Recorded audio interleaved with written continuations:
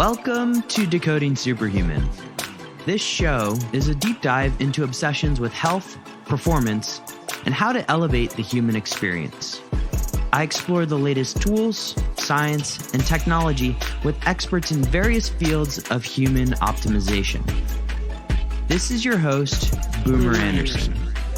Enjoy the journey.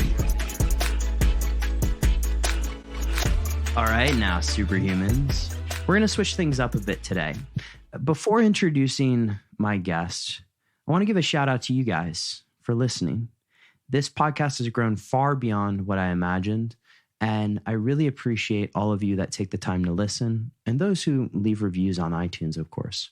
We picked up a 5-star rating from PT29 who says, consistently high-quality guests and good interviews. Well, PT29, I really appreciate that because there's a lot of effort that goes into it, not just from me, but from the team behind the scenes that makes all of this really work. Let's get to my guest today. Tim Freke is a pioneering philosopher whose best-selling books, inspirational talks, and life-changing events have touched the hearts and minds of people worldwide, people like myself. I was introduced to Tim's work through a couple of books by very close mentors.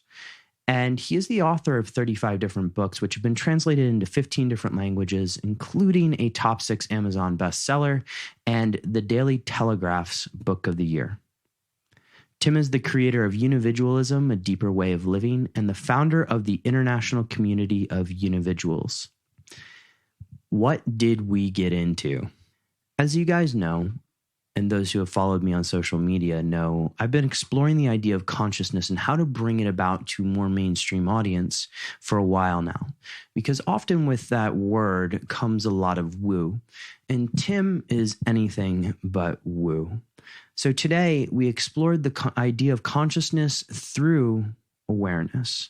We looked into not just unividualism, but the idea of being an eclectic, why society is going through a soul crisis, and how to find purpose in the 21st century. The show notes for this one are at decodingsuperhuman.com/freak. That's FREKE.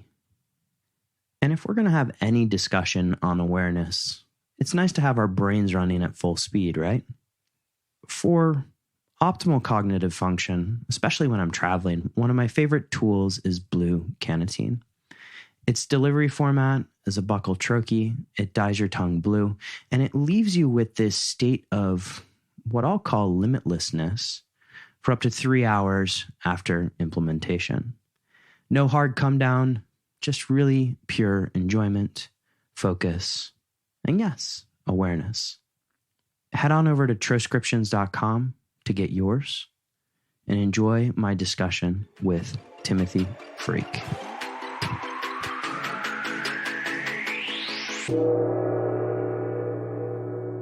Tim, welcome to the show.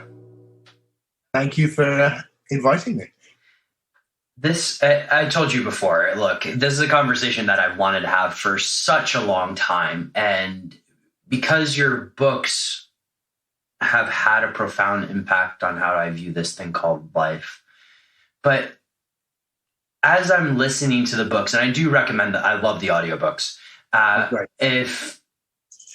I'm listening to them, the first question that comes to mind is, how did you get into the idea of, or just the area of philosophy?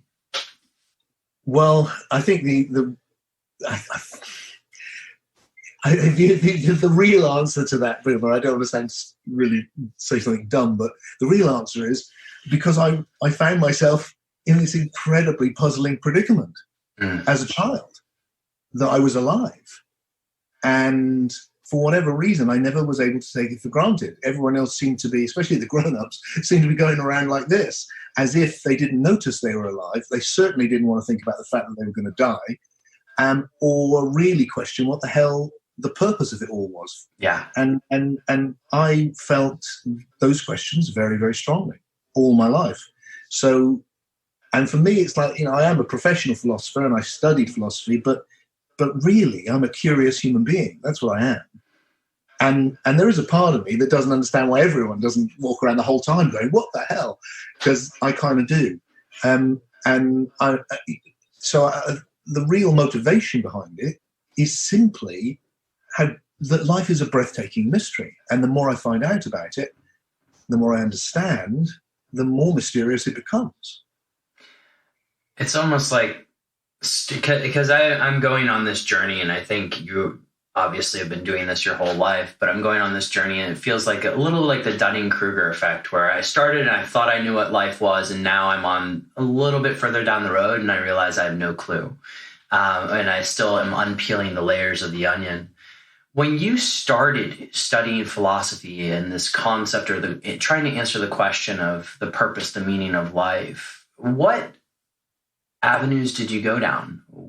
I think I've heard that there was some altered states of consciousness involved, and I would love to hear more about those as well. Yeah, they're absolutely key, really, because what actually happened for me was when quite young, about 12 years old, was that whilst just sitting on a hill in this tiny, small little town I grew up in the southwest of England, sitting with these questions while taking my dog out for a walk, something happened. And I'd say now that it was the first time I experienced a shift, what I call being deep awake. And I had never experienced it before, as far as I knew. And it was and I didn't know what it was, but something profound happened. So right from the start was this recognition that what I'm looking for isn't just it isn't a collection of words. What I'm looking for is an actual shift in my experience. Mm-hmm. And what came from that shift was this profound sense of relief, a sense that I was connected to everything, and this enormous love. And from that, this kind of confidence that despite all of the horrors that I could see going on in the world and my fears and all the rest of it, that there was something very good here. Mm-hmm. And so the philosophy, in an organized sense, became about trying to understand how that could be true. And it still is. How can that be true? Is that just an illusion? Is that just wishful thinking? Is that just endorphins going through or is it something significant? And my own conclusion very soon was, when it happened again and again over the years, was it's really significant. It's because in those times, everything doesn't seem less real. It feels much more real. There's a real profound sense of I'm more awake. Mm-hmm. I see more. And when I see more, there's this confidence in existence. So what I've been doing is trying to understand that. And the lines of philosophy that led me down was to explore all of the spiritual traditions I could lay my hands on to see how they'd understood this state. I soon realized that the people who had similar experiences were the Sufis or the Zen teachers, or all of these guys. Mm-hmm.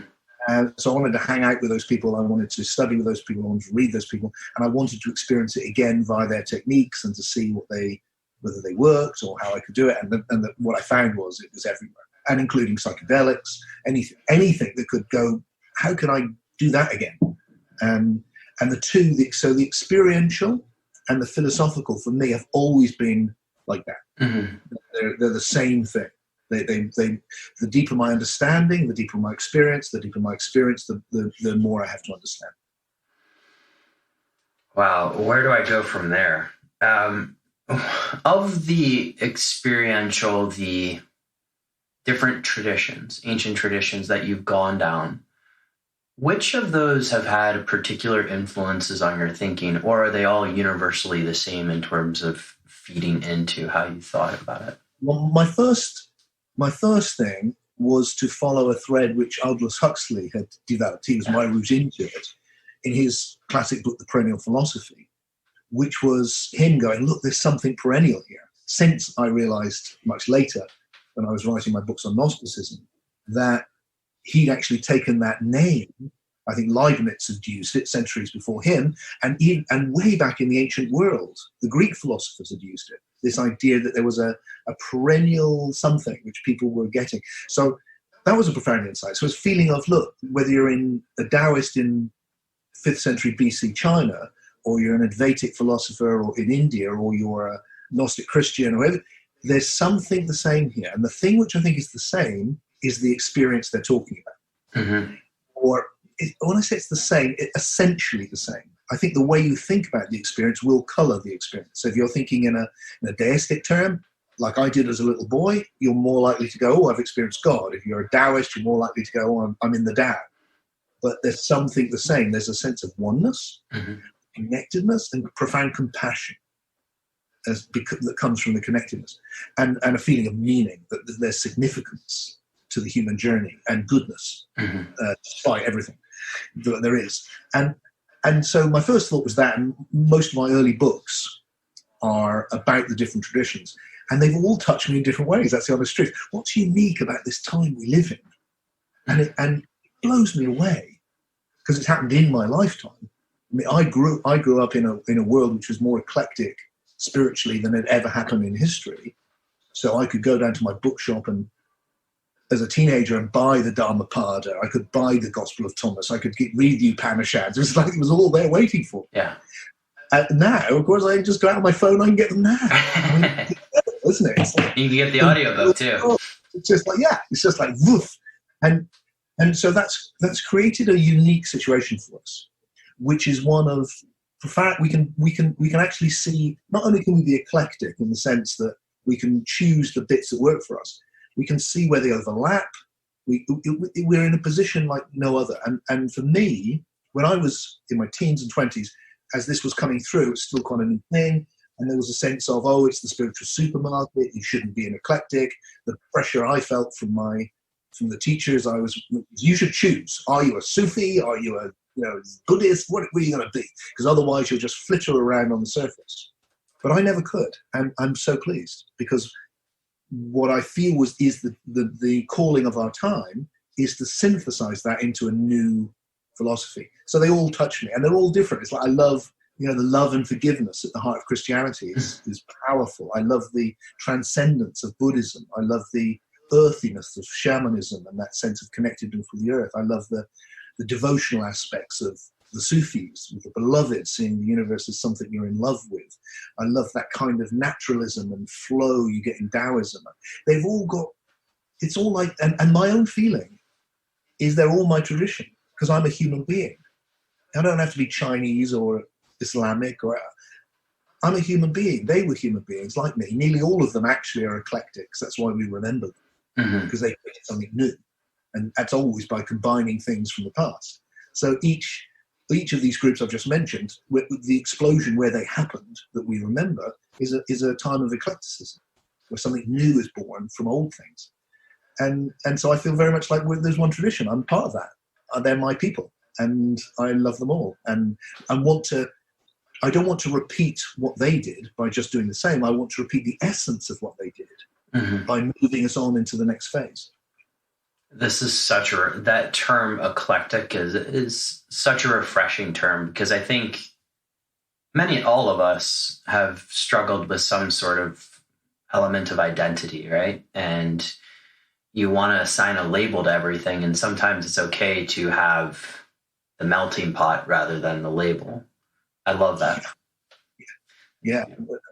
That's the only creativity, I think, always entails that, doesn't it? It entails the willingness to break down the old structures that are formed and then combine things in new ways and respond to the new situation.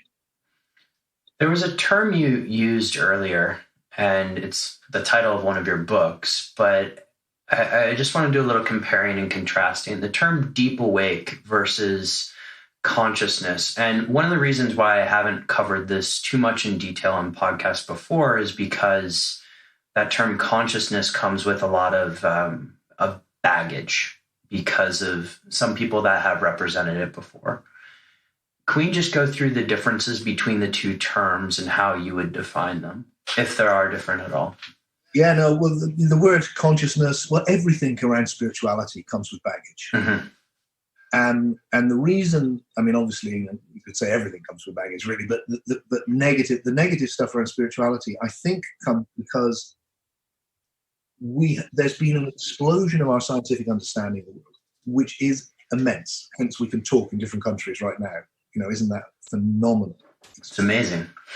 And our understanding in the last 100 years has just exploded exponentially. Spirituality hasn't. Mm-hmm.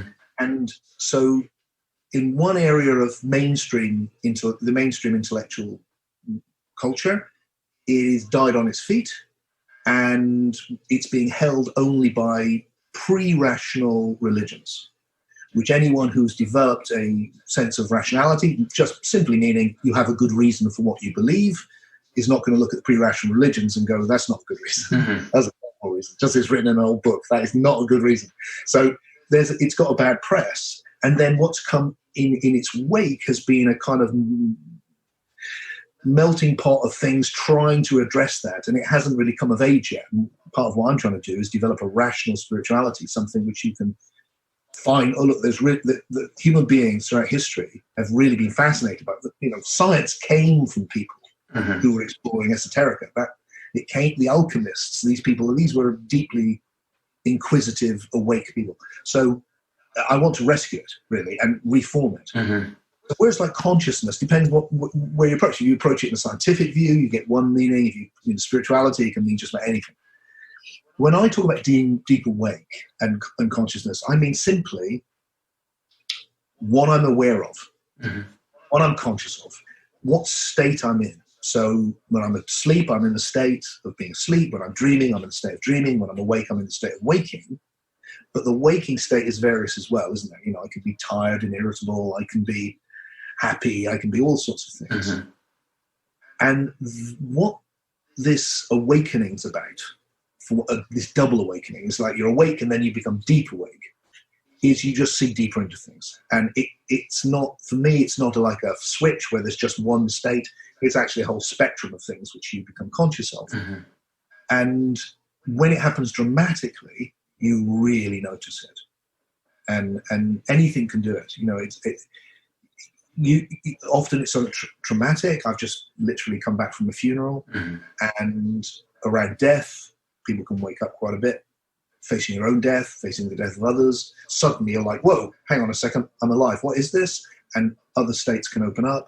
But not, also, giving birth, falling in love, just reading a book, sun on your back, for no reason at all. But suddenly you go from this narrowness where you're kind of half alive, really, a semi-conscious state, and that's the best description of it I can give, actually, is this. For me, it's like this. So it's removing of the tunnel, so to speak, right? Yeah. So this tunnel vision, which is like, I just see this, and it's purely where you're putting your attention. Mm-hmm. So your attention is, and we have to pay attention to an awful lot just to survive. So it's no surprise, and that's not wrong. Mm-hmm. It's not bad. It's not like don't think of the future and all that stuff. It's like, no, of course you must think of the future, but also it's really great to know you can take your awareness and sink it into the depths of your own being and the depths of life. And there's an unexpected gift waiting for us when we do that. And suddenly it's like, whoa, I really feel alive. Mm-hmm. I really feel awake. And I have an appreciation of life that I was missing before.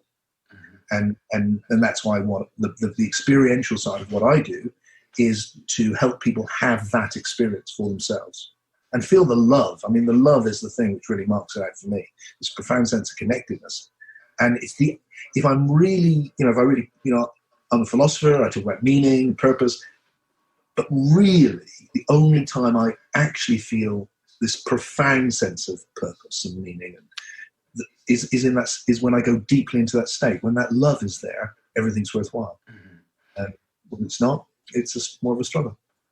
Before we go into some of this experiential and maybe perhaps how somebody would start to dive into this themselves, you talked a little bit earlier about the pre-rational religion versus this sort of mishmash of stuff that's trying to form right now. For lack of a better term, I know mishmash is not necessarily a technical term, but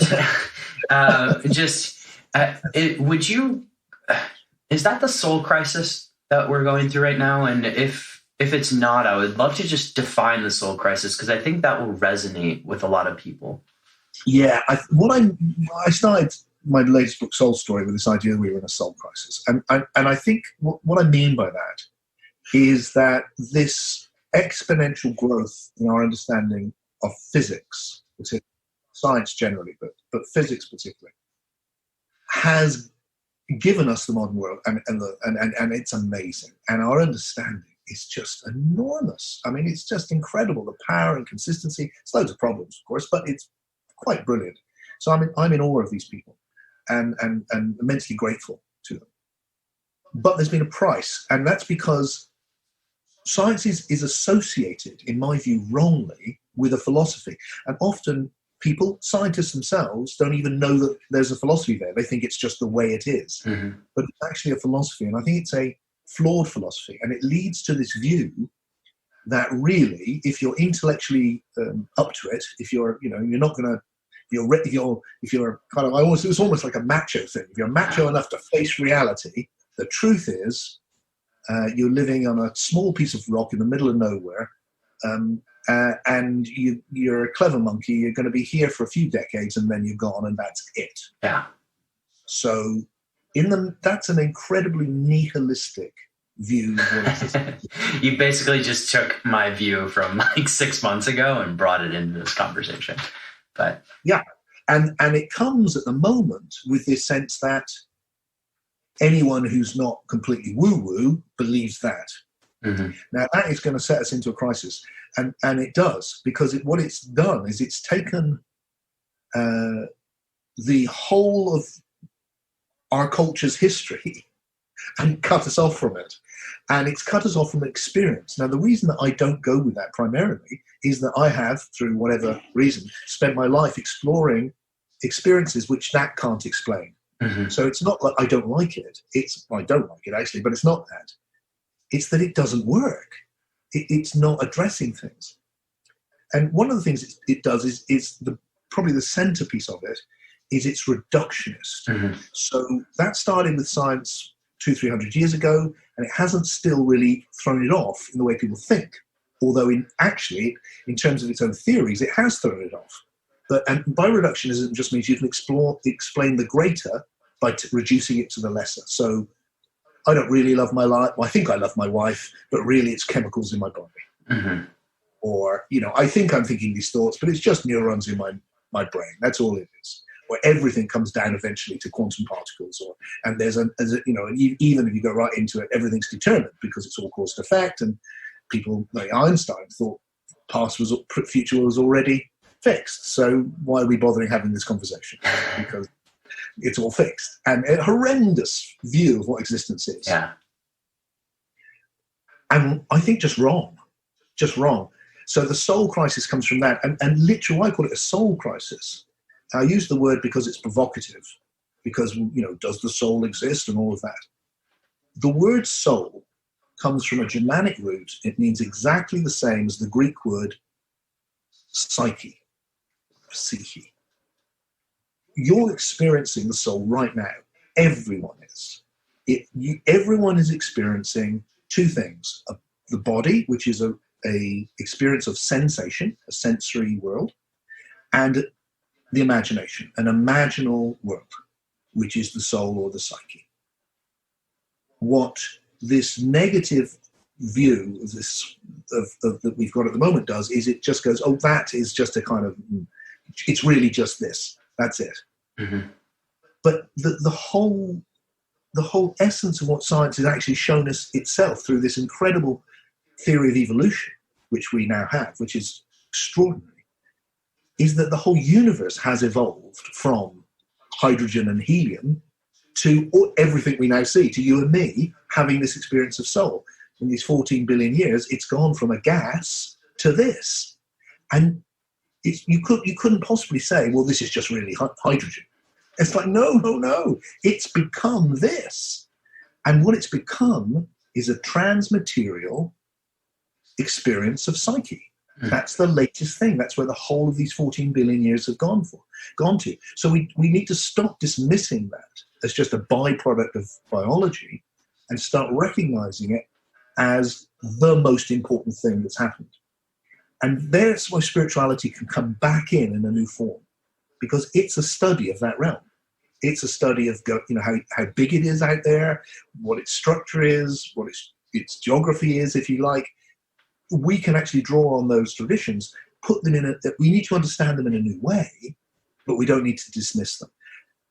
And the problem is, all of the meaning is in the psyche. And you can get that. I love to try this because I love this because it always works for me. If you just think about the sounds I'm making, there is just there is a monkey making sounds. That's all you got. It's like ooh. But the sounds are conveying meaning to you. But there's no meaning in the sounds. They're sounds. The meaning is all in the psyche. So there's an extra level of information above the sound, which is the meaning that I'm conveying. And that has no physical, you can't find it in the world. It's not in the world, it's in the psyche. So if you reduce everything to just the lowest common denominator, to matter, you will destroy the meaning in existence. Mm-hmm. Because the meaning in existence is on the highest levels of emergence, not the lowest. And that's what we've done. We've reduced these high levels, which are full of meaning, to the lower levels, and then we're wandering around thinking, oh, we live in a meaningless universe. There's no point to anything. I'm just going to live. I'm going to die. What's the point? And actually, I don't think it's like that at all. And if we can see that, then we can enter a new phase of culture. And individually, of course, as well. So if I'm going to extrapolate a couple of takeaways here, it's not that the Ayn Rand objectivist view of the world is completely wrong. There's certainly, if I'm being eclectic, I can grab certain things from that and use them accordingly.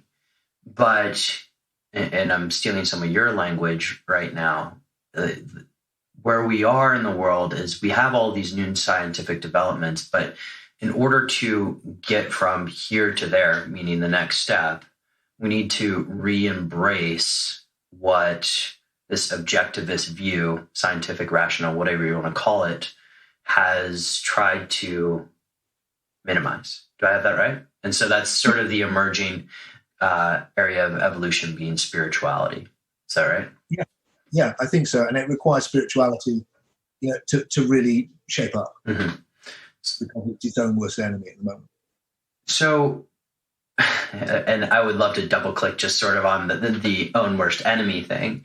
But in the interest of time here, because I know we're going to go down a few more wormholes, how do you begin exploring this? Because you, at 12, had a very young awakening, for lack of a better term.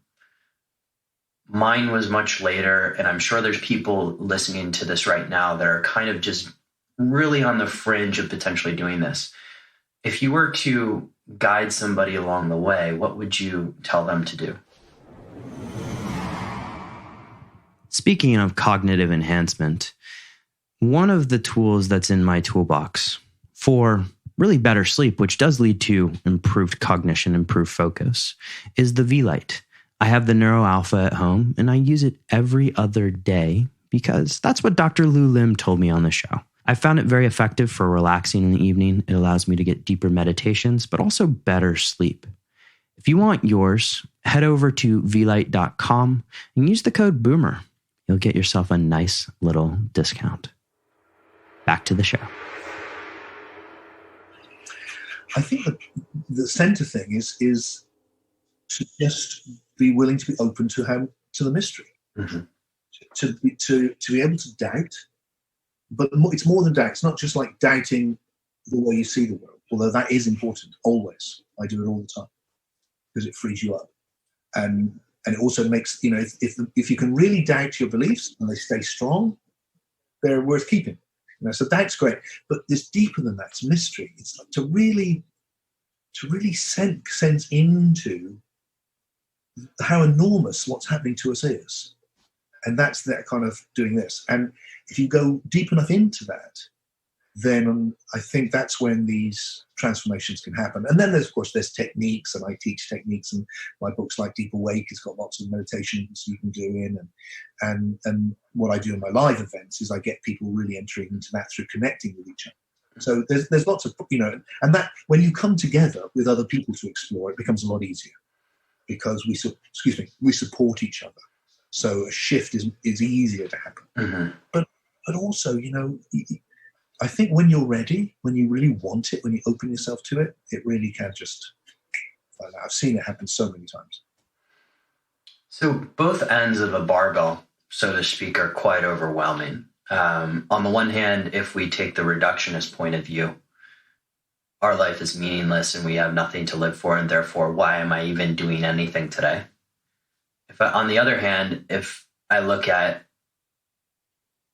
we're all loving, caring, connected, that can be extremely overwhelming too when, I get really bad customer service from the internet provider. How do we even my inkling is to go to one end of the barbell, which is the loving, caring, connected part. But at the same time, it can be quite overwhelming to address that concept. How do you get there without, maybe do you need substances, or are there ways to ask yourself questions? Well, in terms of the awakening, I do think many people do get their first jolt out, either with shamanic power plants or chemically. I didn't, but I do people who have. My own feeling with it is it can be a helpful way to start, and it can be helpful along the way, but I wouldn't rely on it, or I wouldn't do it regularly, because it's doing it from the outside. You want to be able to learn to do it from the inside. But like everything, I think none of these things are to be dismissed. They're all interesting. And then your other question, which was how do you deal with a deep question, really deep question, and I think with that it's about trying to cut through the naivety. And you set it up. You can almost, I can hear myself doing it. When I say it's about love or deep connection, immediately there's this softy kind of thing which comes into mind, because that's the way we associate it.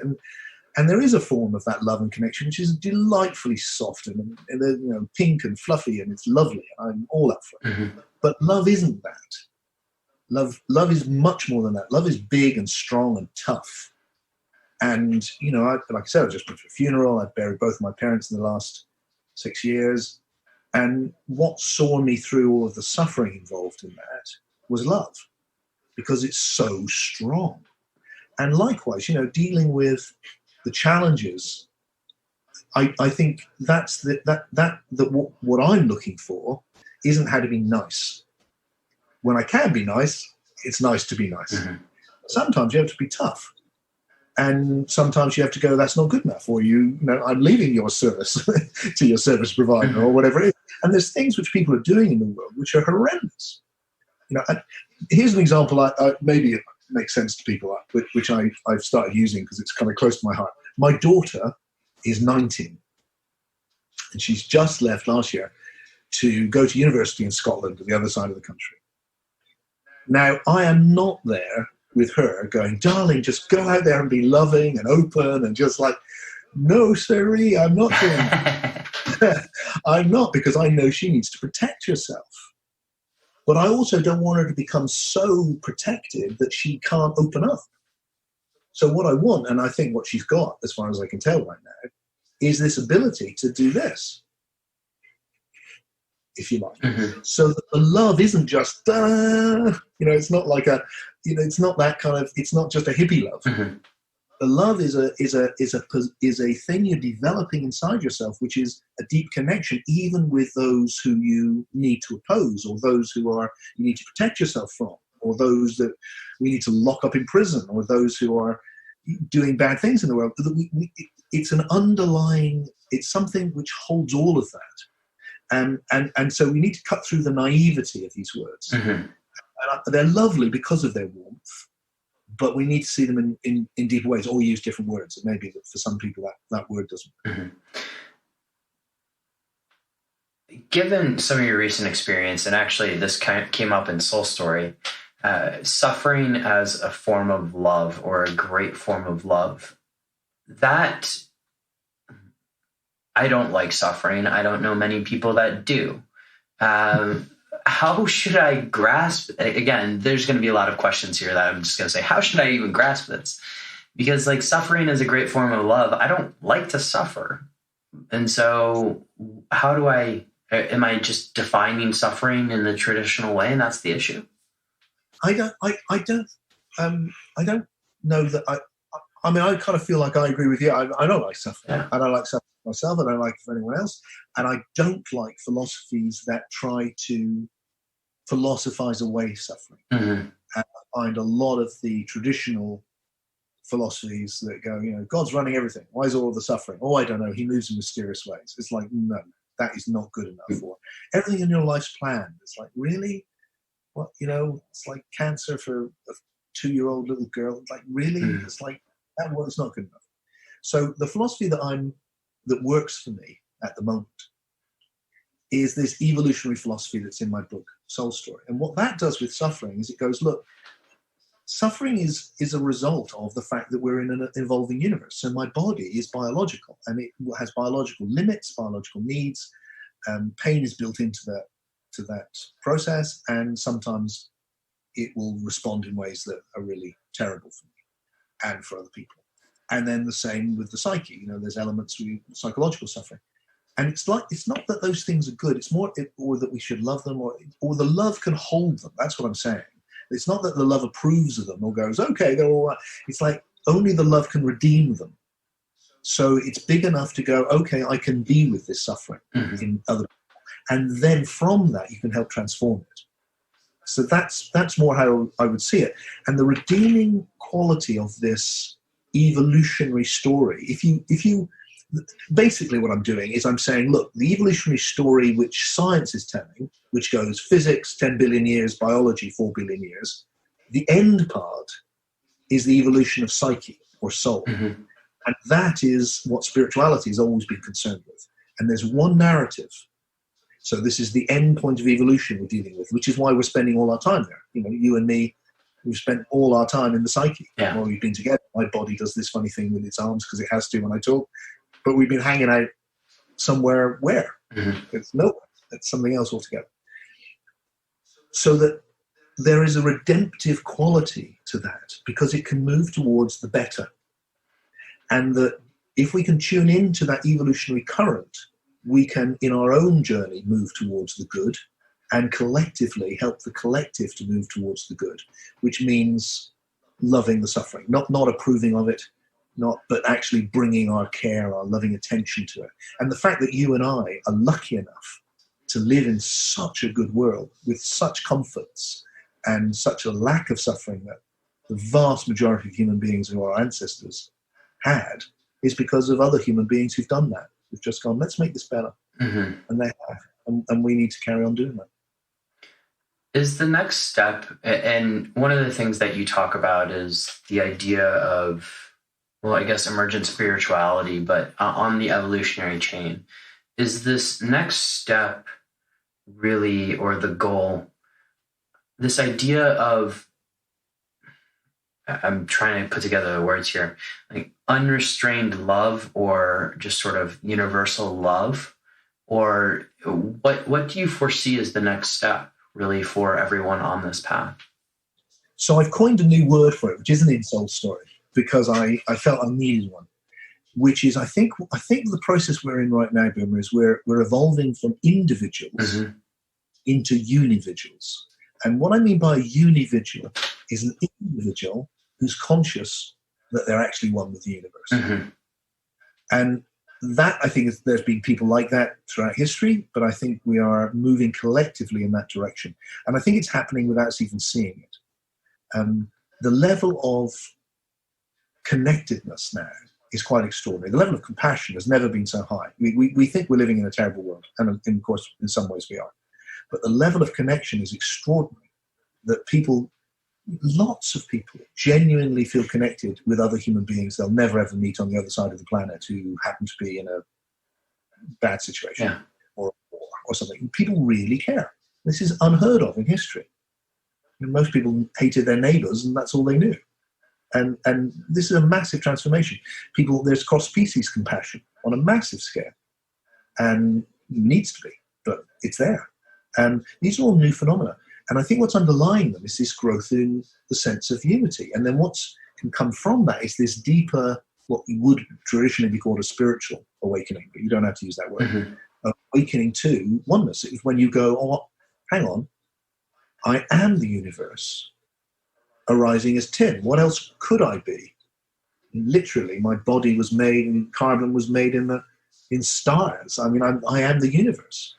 I've arisen from this 14 billion years of evolution has turned into me, meeting 14 billion years of evolution that's turned into you. And we are both individual, but we're also one with everything. And it's that changes things. Then the problems which you beautifully took us to with the whole love question then becomes, how the hell do you live that? How do you navigate the fact when you recognize I am one with everyone and everything, but I'm also a someone. And I don't think there's any easy answers to that. I think that's what we've got to discover. That's the growth of wisdom, and it's a challenge. And we need to work it out individually. We need to work it out politically. We need to work it out in a million ways. And actually, every moment we're working it out, where we end and where the rest begins. But that's the transformation I think that's happening. And with it comes this incredible sense of meaning, that you're in something significant. Your life matters. It really matters. And you have something to contribute by being you. And by being you in this more expanded way, you have something huge to contribute just by being alive. I'm going to play a little bit of devil's advocate here because I enjoy that role sometimes. So when we start to break down the idea that we are just a mix of carbon, nitrogen, sulfur, all of these atoms which have come about from this Big Bang, and we are all part of the universe. My ego is talking right now and saying, hey, I'm special, right? And how do I resolve that when, if I'm all part of the universe, then we're all equal? And, growing up in a capitalist society like the United States, you kind of are taught to compete, right? How do I even deal with that? I'm trying to deal with it on the fly right now. Good. So I have this thing which is in not my last book, but my book before that, Deep Awake, and the Mystery Experience before that, where I developed this idea I call paralogical thinking, which is really both and rather than sort of monological either or thinking. And I find this incredibly useful with everything, because we tend to think it's one or the other. So usually when in opinions on anything, people go, oh, this is what it is. No, this is what it is. Whereas actually, both are saying something. And if you listen hard, you can go, oh, it's a bit that's kind of true, and that's kind of true, and they fit together like this. And that's how I feel with these questions. We need to be able to see both sides of whatever it is. And if we do that, we can come to a deeper understanding. I mean, it's kind of a statement of the obvious in a way. It's a bit like I'm looking at this computer screen where I'm seeing you. But to know what it is, I need to go around the other side and see the back of it as well. Because it's not just this; it's also that. And if we can do that with everything, it doesn't resolve the tension. So it's not like doesn't mean everywhere's got to be in the middle. It just means, because sometimes it can be about moving your attention between the extremes. So these are saying something. You did it yourself earlier when you said, "Look, the Ayn Rand view is saying something." It really is. Or when I said, look, science, I'm in awe of it. How amazing it is. But we can keep that. It's amazing. We just need to add this to it if we want to, take it forward. So when I get that I'm the universe, it means I have to start now looking at how I live that paradox out more deeply. That's the. How does this come around to purpose? And because at 30, I faced this existential crisis, and frankly, still kind of go back and forth with it sometimes. That hey, what am I here for? If we are the universe and we have this all-knowing, how does that help us to find purpose on a day-to-day basis? Well, I can say how it works for me. See if it's any use. When I need to talk about time, Oh yeah, let's go into the time streams, please. Because I have that on my notes on things to ask, and at some point I knew it was going to come up, but let's flip. Now's the time. Let me talk about time, and then we'll go from time to purpose, because the two are my whole, as a curious human being in the middle of this bizarre thing we call being alive, I want to understand my experience. My experience is this flow of change, and I'm presuming it's the same for you. Mm-hmm. So there's a flow of change which you could call time. One thing follows another. But what I notice about this flow of change is that every new thing, well, first of all, every moment's new. That's one thing. It's pretty amazing. And why every moment is new, even ones that are similar, is because every moment is built on and contains the moment before it. Always. Mm-hmm. And if you keep going back, that means that every moment that's ever happened is implicit in this moment. So they've all built on each other. And that is kind of obvious, isn't it? Look, me getting born is in this moment, you getting born, us learning to speak English, the evolution of the human species, the Big Bang, everything. So time, the past hasn't gone anywhere. Mm-hmm. This is a view that's kind of similar to the idea of what's called the expanding block universe in physics. That actually time is accumulating, it's expanding all the time. Mm-hmm. It also means that the universe is made of time, or made of the past. It's made of the information which it's already gone through, because it's a process. It's not a thing. There are no things. Mm-hmm. Everything is a process in time. And that also means that you and I are processes. We're not things. Mm-hmm. And we are made of the past. So what's our identity? Well, I think our real identity is you are everything you've ever been and everything you've ever experienced, and so am I. And we're meeting. Everything that's ever happened to Boomer and everything that's ever happened to Tim are like, there we are, meeting, and now we're inside each other because we've connected. So we're now entangled, and our pasts will always be part of us. Mm-hmm. So that in itself, I think, is just just does weird things to my it's my incredible. way. It's doing weird, and I'm just like, my finance brain goes, hey, this has relationship to the efficient market hypothesis, and there's a whole lot of stuff going on just in that. So people, if you need to pause this for a moment and digest it, go for it. But sorry, I cut you off there. No, not at all, because I felt it as I was speaking, and I'd love to know. I'd really like to know. I don't know whether you want to say anything or whether to go into the purpose, but I'd like to know what you meant by the efficient market hypothesis. So that I was just thinking of it, and again, this is off the top of my head. So anybody who's listening who is a Eugene Fama fan, please don't bash me in the skull. But the efficient market hypothesis just states that stock prices are baking in all of the information that's known, and therefore the only way really to invest is by buying index funds, essentially. Essentially where I was kind of making the connection was that the past is baked into the moment, and everything that is known is baked into the moment, which is how I was making the connection to the current time stream. Does that make sense? Interesting. Yeah. So we take that now approach purpose. What strikes me is we have this 14 billion years of the evolution. The reason, just to tie a thread back, maybe that we didn't quite tie up at the beginning of the conversation.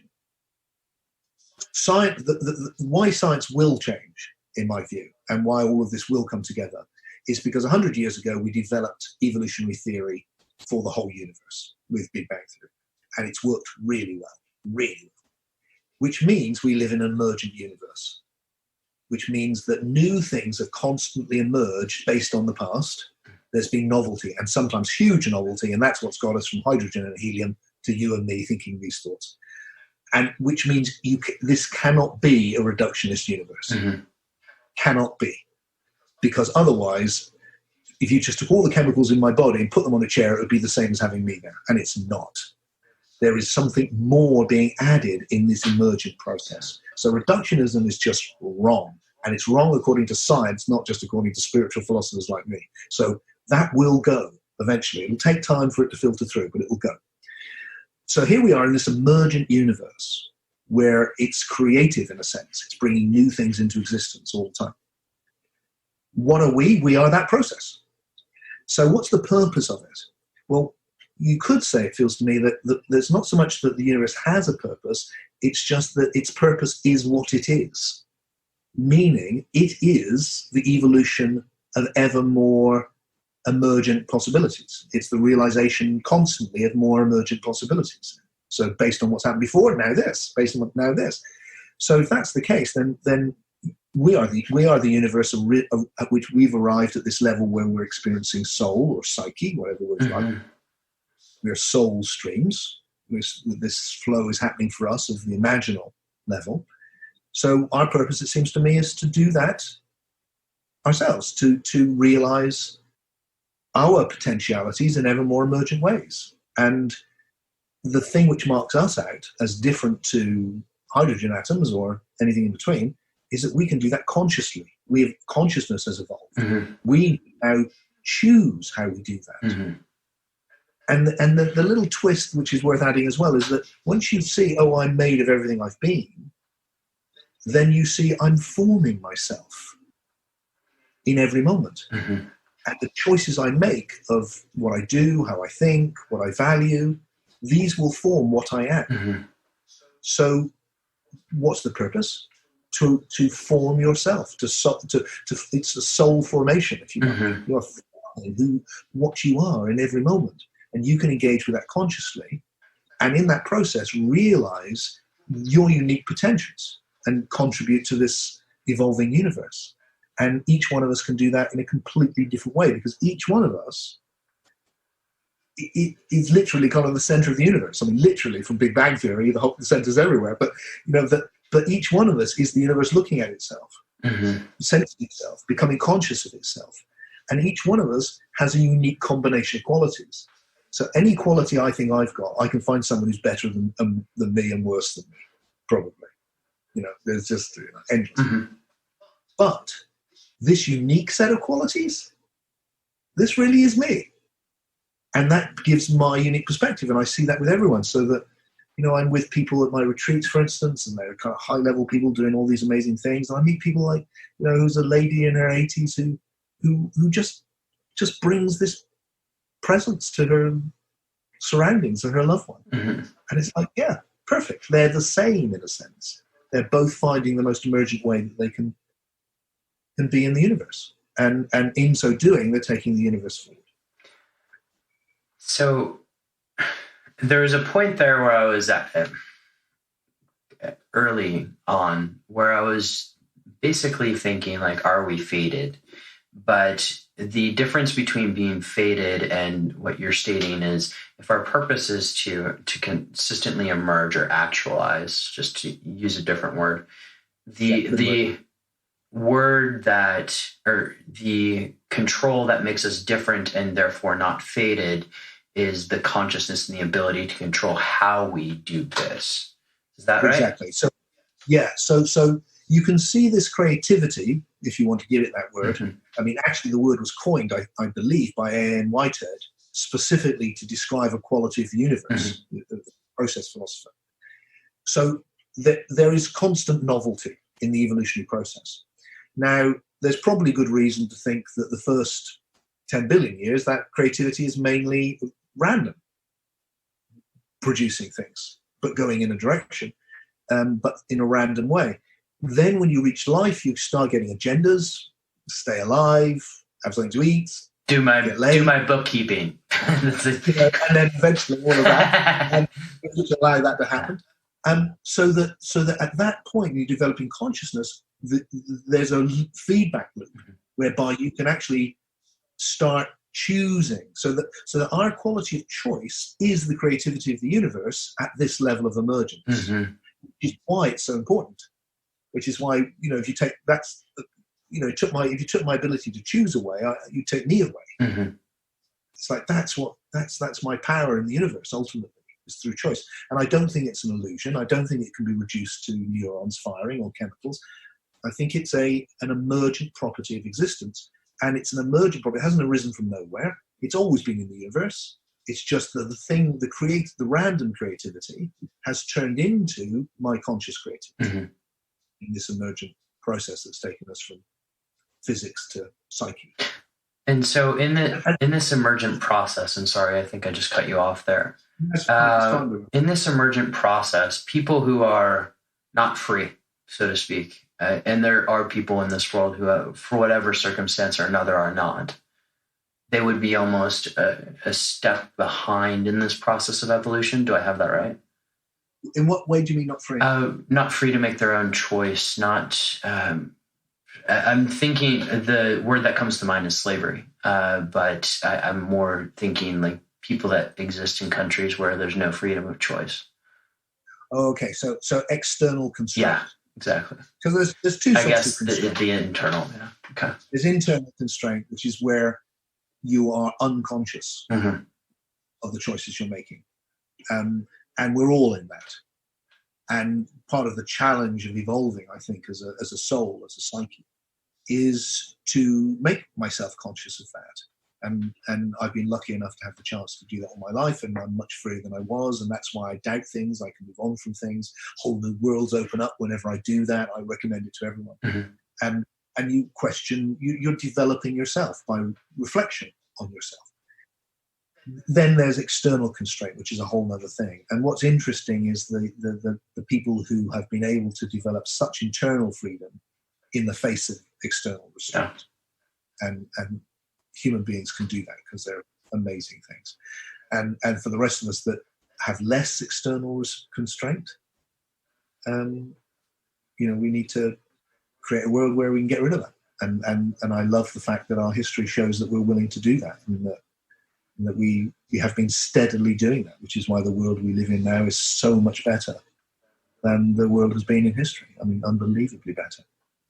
And everything's like that. We need to keep. So you mentioned, go back to something you said earlier, which we dropped, which is you live in a capitalist society, like we both do, and that's about competition. And it's like, well, that's the paralogical insight just right there. It's like, well, competition's a good thing, isn't it? It's actually good. Economically, it's good. Sport, it's good. Just personally, it can be good. It's like a little bit of competition, good. But competition on its own is ugly and divisive. But competition in a context in which you see, well, sport is a really great analogy. If I go and watch a soccer match. Who's your team? Sorry, complete deviation. Man United. How could you resist a team called Man United? Not very popular at the moment because they're not doing very well. But if you go and see two teams play, you've got full-on competition within this immense cooperation. So there's a context within which everyone is cooperating actually to produce this marvelous human spectacle, and agreeing on what is and isn't okay, and finding how to all that. And yet within that, we can have this kind of, right, okay, you make me better and I'll make you better by competing. So that's the paralogical insight, I think. And that's why, for me, this probably, in spirituality, you get a lot of, it should just be love, we should just be all one. And that's not true. We're also individual. We have to live, it's still my family I have to look after primarily.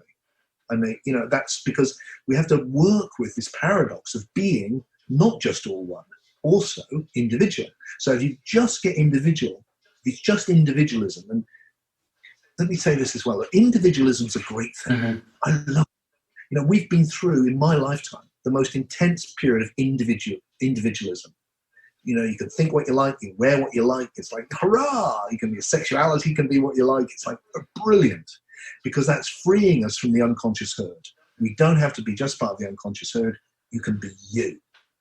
What that now needs to be balanced by is the unividuating, not instead, like an either-or thing, but as well. And then you go, I'm individual enough. I'm Tim. I'm not anyone else. I really am Tim in this unique situation, and I'm everything.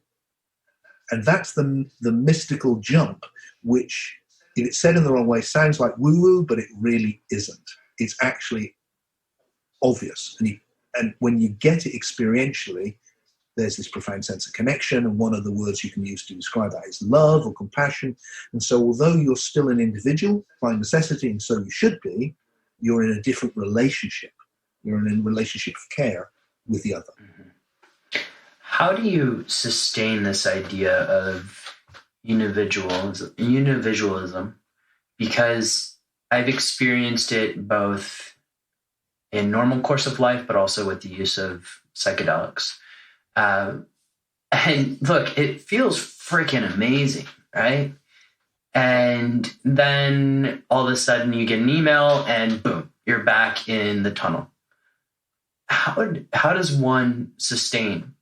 Is it possible? Other than moving on to like an island somewhere or something like that? So I think the honest answer is no, it's not possible. Okay.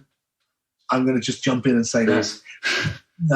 By which I mean the idea that you could be constantly in that,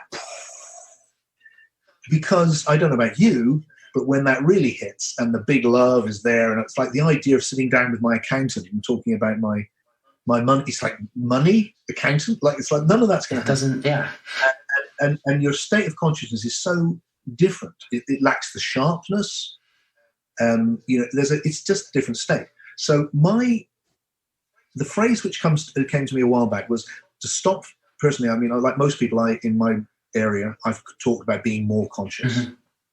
But recently I've gone, you know what? That's the wrong phrase. It's not about being more conscious. It's about being conscious of more.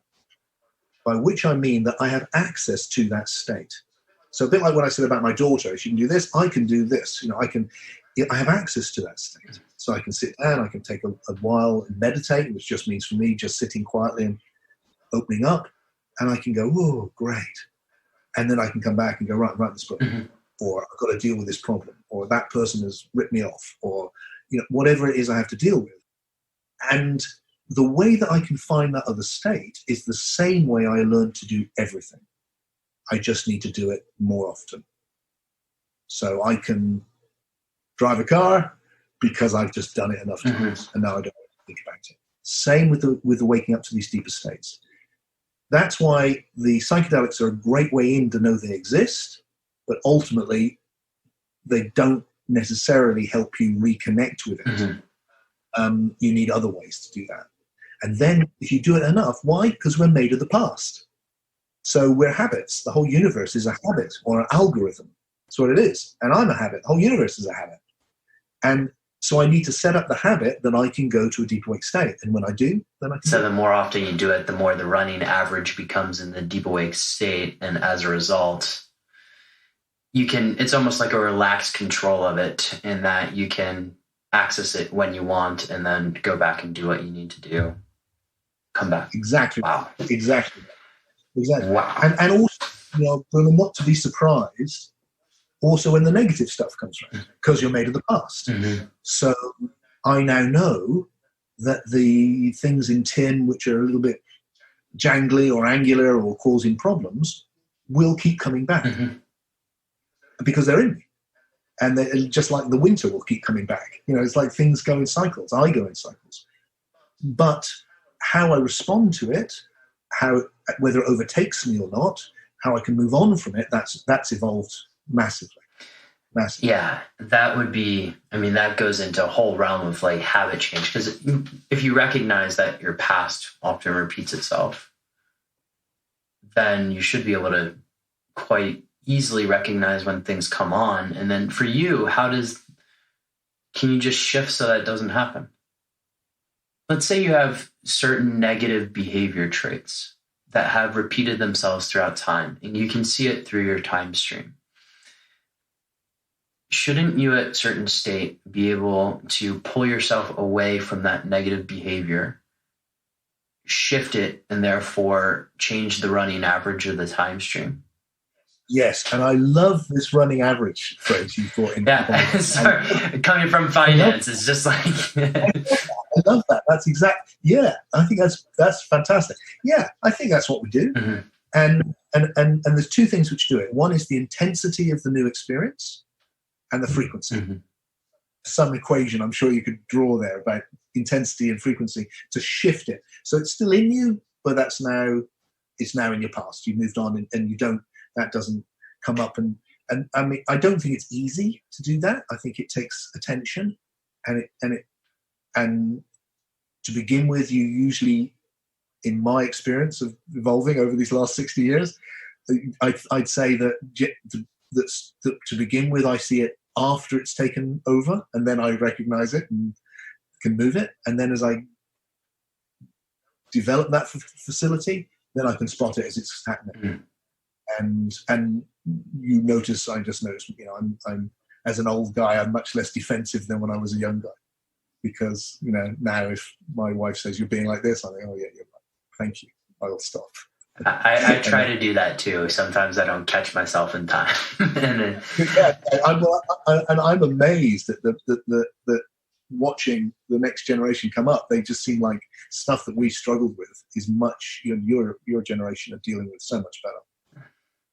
Yeah, yes and no. I mean, we'll see what happens as I was going to say as time evolves, but that phrase has probably taken over a whole new meaning over the course of this conversation. Tim, before I transition, because I know I've taken a lot of your time and I want to be cognizant of that. Before I transition just into the final 6 rapid fire questions, if someone were to want to dive in further with your books, where do you recommend they start? Because I know your thinking evolves over time. I came in through lucid living, which I definitely see parallels from that book in our conversation today. But where should they start? Well, lucid living is a little short book, and it's great. It's very deep, and it's my statement, really, of how to understand the perennial teachings of spirituality in a very direct way. Mm-hmm. So that's very good for that. Then the book after that, Deep Awake, is a development from that about how we can understand that more fully, how you can experience the deep awake state, and this paralogical approach to things. So that's a kind of expansion of that, which is probably a good place to start with the experiential stuff. And then Soul Story is my latest book on the philosophy. So if it's the understanding part, the evolutionary part, how we can understand perennial spiritual ideas like soul, and indeed the immortality of the soul, which I think is key to bringing meaning to life, which is a whole nother subject. But those sort of questions alongside science, in a way, I hope, which is really a kind of roller coaster of ideas and doesn't bog you down, then Soul Story. And like you said, the last 2, in fact, all 3, I think, are available on audiobook. Certainly the last 2 I've just done them, so they are. And then the other thing is to engage with me directly, because more and more I'm doing stuff online. I have this small little community called the International Community of Unividuals, which shortens to the ICU, which I really like because we. And I'm just launching with that. I'm launching a weekly meetup on a Sunday where we meet up people all over the world, and one week we'll do experiential stuff around Deep Awake, and another time we'll get together and talk philosophy, and people come in when the ones they want to, and that's a great way to explore this deeper directly with. It's all virtual, right? Or that's that is, and I do events. I mean, I've got a retreat coming up in Japan. I've got a retreat coming up in a stately home in the UK. Wow. Oh my God, we did this last year. I mean, it really is. It's a proper. You stay in 4-poster beds. So it's just crazy. The billiard table's bigger than my kitchen. It's amazing, and huge grounds and a huge spa, and we get to hang out there for 4 days and just go right into this experience. And what happens with that, Boomer? Through really just opening up to this, it is so possible for people to have this deep awake state in a way that it's not like you don't miss it when you experience it. It's you've said it yourself. It's wow. Yeah. It's just. And we can do that. We can give people that wow. We don't need psychedelics, and people have the wow, and it's just wonderful to see. So that's what that part of the work is. Incredible. I'm going to come back to the where can people find out more about you question in a second, but I'm going to rattle off some questions, just rapid fire here, and I'm very curious because with the first one, What book has significantly impacted your life, if you can name one, and how you show up to perform in it? Well, yeah, I can see the bookcase. For those who aren't watching this on video, the bookcases are pretty impressive. I'm gonna, arbitrarily just choose the last one. Okay. Because it doesn't link to spirituality. It just links to everything. And a book which my daughter gave me last year, it was Factfulness by Hans Rosling. Okay. And the reason I love it is because we have such a negative view of human beings and how human culture has evolved. And it's ironic because we live in the best times ever. Mm-hmm. That's not, we don't have huge challenges, but we do live in the best times ever by a long, long way. And we've been doing really, really well. And I feel we need that encouragement so we can go, hey, we've done really well. Let's face the new challenges. So he did that for me. And he's very clear. I love his clarity. Good. Factfulness. Favorite piece of technology which you purchased in the past year? Does this count? I bought, just before Christmas, I bought a Niels Fram piano sample thing to go with my Logic Pro. I used to be a musician, and just recently I thought I must make some music again. And so I bought myself this lovely piano sample, which just sounds so beautiful. So I'd say that's by far my favorite. What type of music do you like? This is a side, sorry. God, I love all music. I use a lot of music in my events. It's magic stuff. Lots and lots. All sorts. And I've written all sorts when I was younger, but not so much now. Favorite holiday or vacation destination? I'm going for everything that I've just done, because that's probably where my mind that's an easy one. Which I just loved.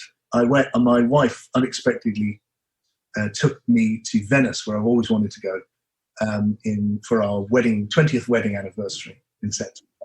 And God, what a magic place! Just like beauty of it. Top trick for enhancing your focus or productivity?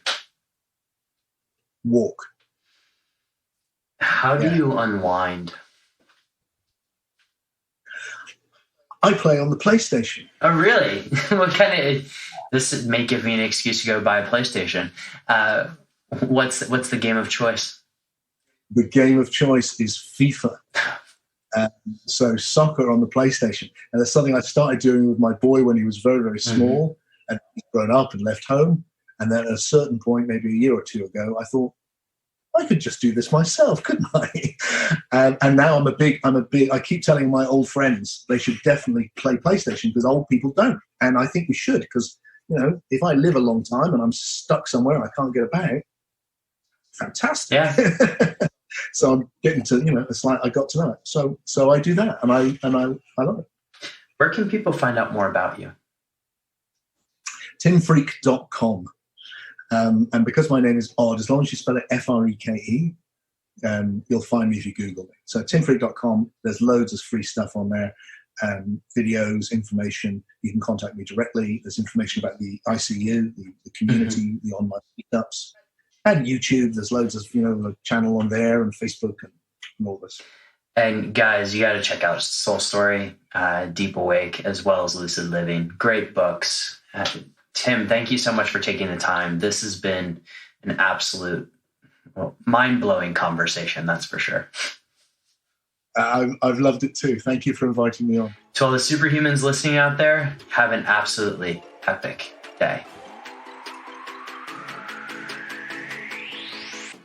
All right, superhumans. Does anybody just love that discussion? I had a lot of fun, as you guys can probably tell, but the idea of being an eclectic really resonated with me. If you got anything out of this episode, or if you just want to share what you got out of this episode, head on over to the social medias. You can head over to Instagram if you're comfortable putting on LinkedIn, and tag me at Decoding Superhuman on either one of those platforms, and let me know what you think. What did you get out of this episode?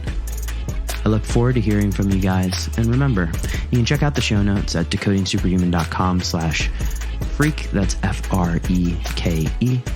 And if you want to leave a rating on iTunes, head over to iTunes and just leave us a 5-star rating with a comment.